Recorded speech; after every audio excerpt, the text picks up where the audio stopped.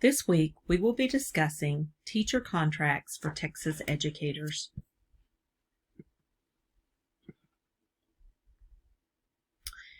Teacher contracts are governed by Chapter 21 of the Texas Education Code and the Texas Educator Code of Ethics.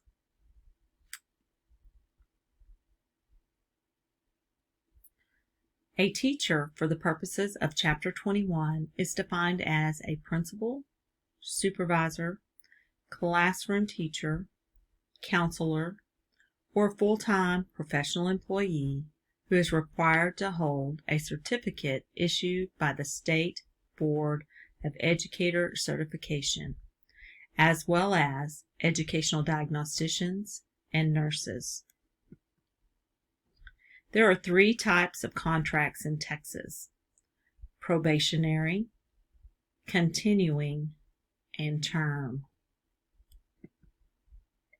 Let's take a look at probationary contracts. A probationary contract is for 1 year only. It may be renewed for 2 additional 1-year periods. A local school board may authorize an additional 4th probationary year. Teachers transferring to a new district who have been employed in a public school for at least 5 of the previous 8 years are probationary for only 1 year, although the new district has the option to offer a non-probationary contract. A teacher who returns to a district after a 2-year lapse in employment receives a probationary contract.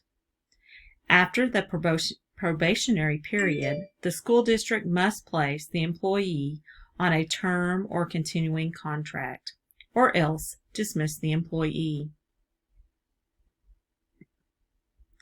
On a day-to-day basis, a probationary contract teacher is entitled to all the rights and privileges of the employment that all teachers have, that is, state minimum salary schedule or any applicable local schedules, a 30-minute duty-free lunch, 5 days of personal leave and any applicable local leave, 450 minutes of planning and prep every 2 weeks, the right to resign without board approval if done so in writing at least 45 days before the first day of instruction.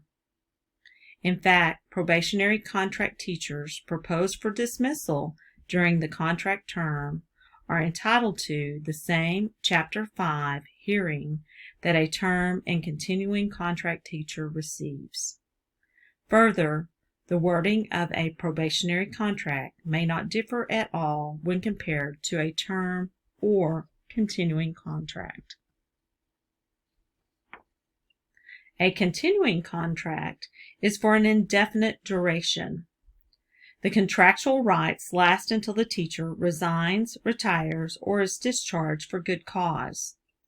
There is no need for an annual nomination or reappointment. A teacher dismissed during a continuing contract always has the right to a fair and impartial hearing before an independent hearing officer. We refer to this type hearing as a Chapter F hearing, referring to Chapter 21, Subchapter F of the Texas Education Code.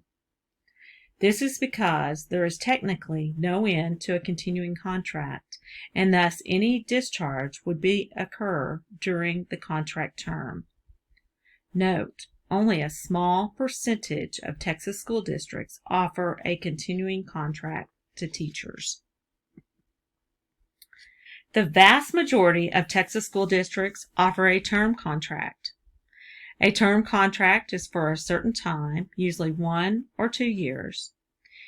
If a term contract teacher is proposed for non-renewal at the end of the contract term, written notice of the proposed non-renewal must be provided to the employee 10 calendar days before the last day of instruction through hand delivery, or if the employee is not present of the day of delivery is attempted, the notice must be mailed by certified mail or express delivery service. The last day of instruction is the last day students are in school receiving instruction, which should be reflected in the district calendar. I hope you enjoyed this brief video on teacher contracts.